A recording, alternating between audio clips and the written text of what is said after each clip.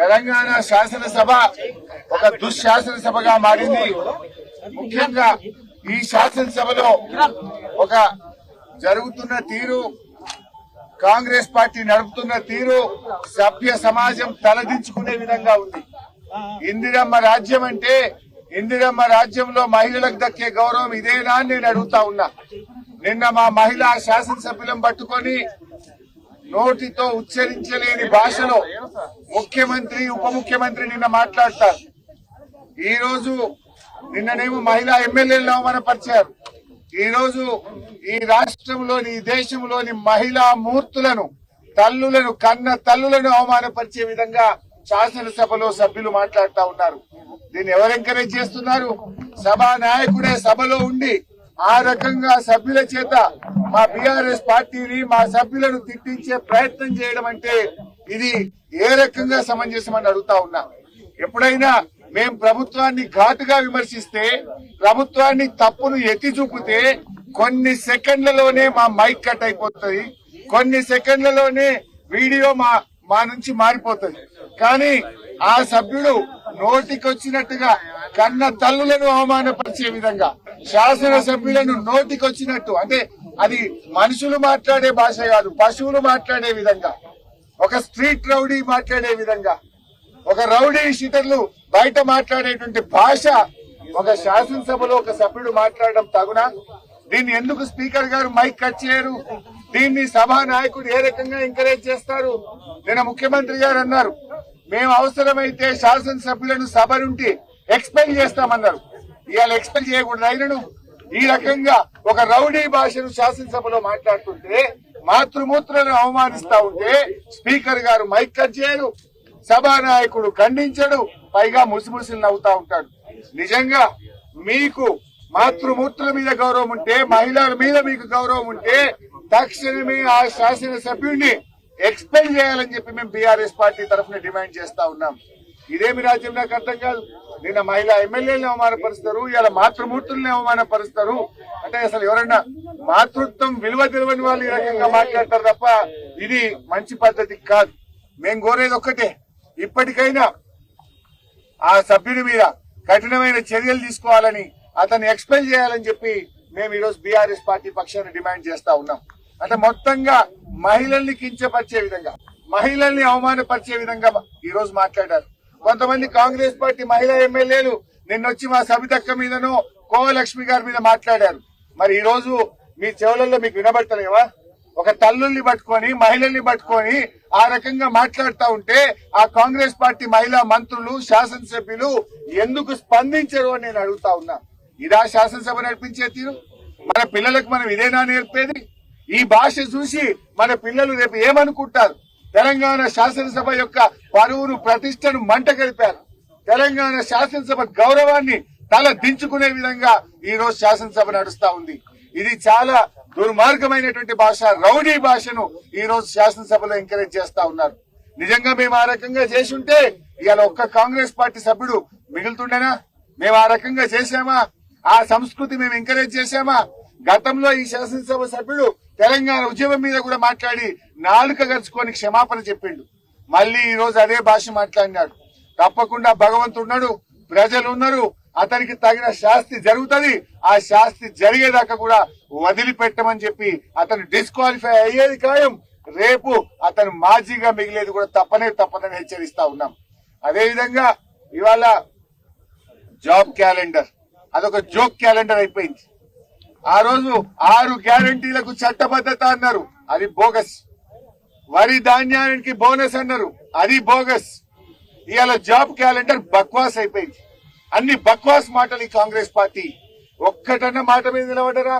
వడ్లకు 500 bonus అన్నారు, 10% వండే సన్నాలకు ఇస్తామని ఎగబెట్టిండ్రు. మహిళలకు 2500 అన్నారు, మోసం చేసిండ్రు. వృద్ధులకు 4000 పెన్షన్ అన్నారు, మోసం చేసిండ్రు.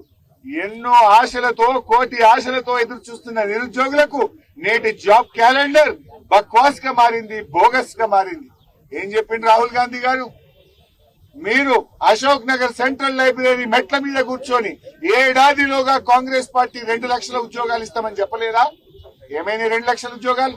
8 నెలలు గడిచిపోయింది, 4 నెలలు మిగిలింది. ఏదో జాబ్ క్యాలెండర్ ఇస్తారంటే నిజంగానే 2 లక్షల ఉద్యోగాలు ఇస్తారేమో అనుకున్నాం. గత ప్రభుత్వం ఇచ్చిన నోటిఫికేషన్లు చూపించి అసలు ఎన్ని జాబులు ఇస్తారో లెక్క చెప్పకుండా ఓ డ్రామా ఆడింది కాంగ్రెస్ పార్టీ. అది బోగస్, అది బక్వాస్ అని వాళ్ళకి తెలుసు కనుకనే దాని మీద చర్చ లేదు అంటున్నారు. ఓన్లీ సభలో పెడతారట, పారిపోతారట. మీరు నిజంగా 2 లక్షల ఉద్యోగాలు ఇచ్చే ముఖం అయితే, నిరుద్యోగులకు ఇచ్చిన మాట నిలబెట్టుకునేటోళ్ళు అయితే చర్చకి ఎందుకు భయపడ్డారు? చర్చ చేయమంటే తోక ముడుచుకొని ఎందుకు మారిపోయినరు? ఎందుకు చర్చ చేయడానికి భయపడ్డది కాంగ్రెస్ పార్టీ? అంటే ఈ రాష్ట్రంలో నిరుద్యోగ యువతను కాంగ్రెస్ పార్టీ మోసం చేసింది. 4,000 భృతిని మోసం చేసింది. 2 లక్షల ఉద్యోగాలని మోసం చేసింది. అవి 2 లక్షలు కాదు కదా, కనీసం 20,000 లెక్క కూడా చెప్తలేరు. ఏమున్నా గత ప్రభుత్వం ఇచ్చిన నోటిఫికేషన్లు, మా ప్రభుత్వం ఇచ్చిన నోటిఫికేషన్లు గా ఉద్యోగాలే తప్ప కొత్త ఉద్యోగాల లెక్కేది. అంటే పూర్తిగా ఇవాళ దగా చేసిండ్రు నిరుద్యోగ యువతకు.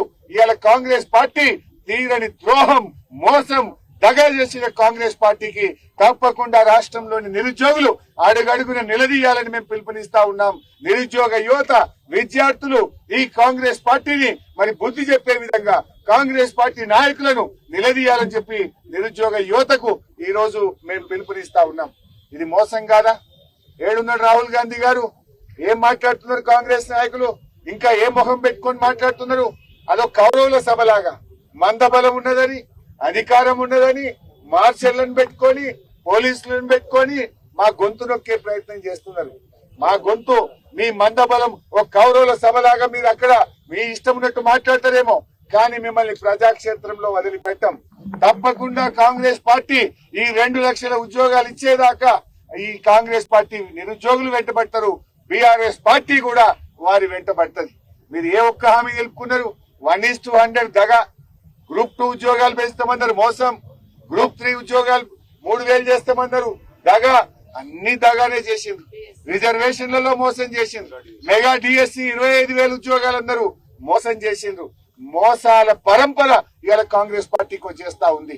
ఇవాళ రేవంత్ రెడ్డి గారు అబద్దాలు ఆడి అధికారంలోకి వచ్చిండు, కానీ నిన్ను వదిలిపెట్టరు. నువ్వు రైతులకు మోసం చేసినావు, వృద్ధులకు మోసం చేసినావు, నిరుద్యోగులకు మోసం చేసినావు, ఉద్యోగులకు డిఏ పిఆర్సీ ఇస్తాని మోసం చేసినావు. నువ్వు మోసం చేయద్దే వల్లి అడుగడుగున ఈ రాష్ట్రంలోని అన్ని వర్గాలను కాంగ్రెస్ పార్టీ మోసం చేసింది. ఈ కాంగ్రెస్ యొక్క ద్రోహాన్ని ఖచ్చితంగా బీఆర్ఎస్ పార్టీ ఎండగడుతుంది. అదేమన్నా శాసనసభన? మా అక్క కోవలక్ష్మి గారు చెవులు మూసుకుని నా భాష విని చెవులు మూసుకొని బాధపడ్డటువంటి పరిస్థితి. అంటే అసలు సంస్కారం ఉన్నటువంటి వాళ్ళు, విజ్ఞత కలిగినటువంటి వాళ్ళు ఆ భాష మాట్లాడతారా? కనీసం విన్న వాళ్ళైనా ఖండించాలనా? వి థ్యాంక్ అక్బరుద్దీన్ ఓవైసీ గారు.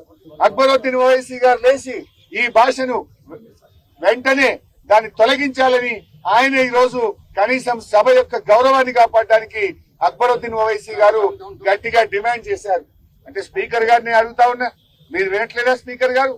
మేము ఎప్పుడన్నా ప్రభుత్వాన్ని నిలదీస్తే మా మైక్ ఒక సెకండ్ లో కట్ చేస్తారు కదా, ఆయన మైక్ మాత్రం బూతులు మాట్లాడుతుంటే, మన నోటితో మాట్లాడలేని భాష మాట్లాడుతుంటే ఆయన మైక్ ఎందుకు కట్ కాదు?